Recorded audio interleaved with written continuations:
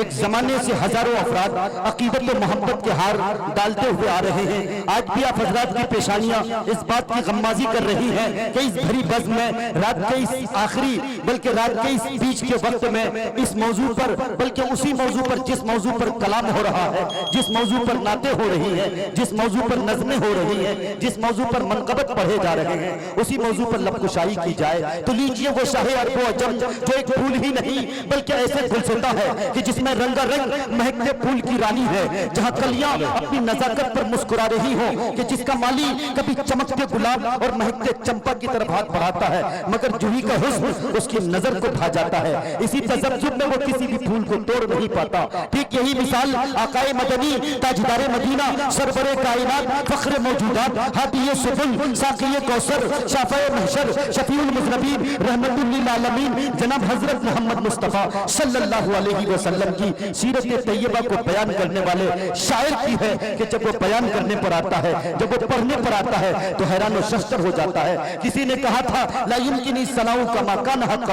بعد از خدا بزرگ تو یہ قصہ مختصر، تو کسی اردو شاعر نے اپنے قلم اس طرح بند کیے تھے کہ قلم میرا قاصر زباں میری عاجز محمد کی عظمت بتاؤں میں کیسے، محبوب رب امام الرسول وہ فضائل مکمل سناؤں میں کیسے، کہ جہاں امرت نکلتا ہے کبھی بھی سم نہیں نکلا، خدا کا شکر ہے رسوائی کا پرچم نہیں نکلا، ارے یزید وقت کے جاسوسی کتے ہو گئے ناکام مگر اب تک کسی بھی مدرسے میں بم نہیں اب تک کسی بھی بم نہیں نکلا۔ ماشاءاللہ یہ طالب علم بڑی خوبصورت بات سے یہاں امرت نکلتا ہے کبھی بھی سم نہیں نکلا، ارے خدا کا شکر ہے رسوائی کا پرچم نہیں نکلا، یزید وقت کے جاسوسی کتے ہو گئے ناکام مگر اب تک کسی بھی مدرسے میں بم نہیں نکلا۔ یہ مدارس والے کیا پیغام دیتے ہیں، کیا پیغام دیتے ہیں، پیغام بھی ملاحظہ کر لیں کہ تشدد ظلم اور نفرت کے عادی ہو نہیں سکتے، ارے نبی کے ماننے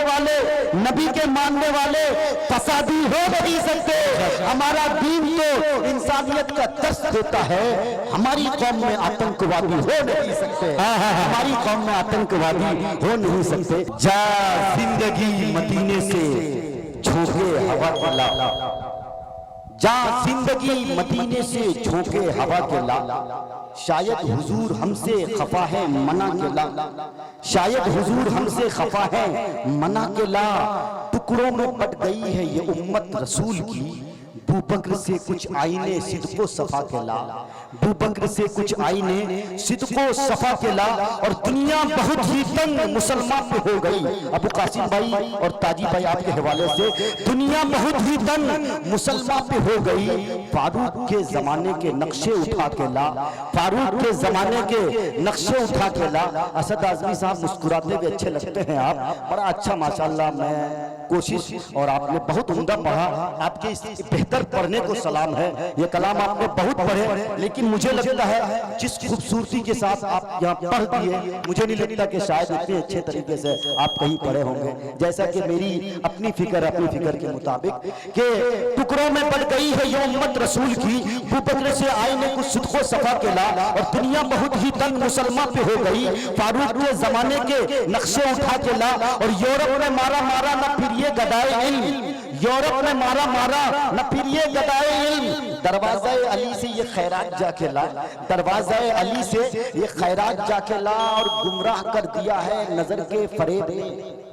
گمراہ میں جہاں پہنچانا چاہو آپ مجھے پہنچاتے، علمی حلقے کا اسٹیج ہے، گمراہ کر دیا ہے نظر کے فریب نے، عثمان سے زاویہ ذرا شرم و حیا کے لا، عثمان سے زاویہ ذرا شرم و حیا کے لا، باطل سے دب رہی ہے یہ امت رسول کی،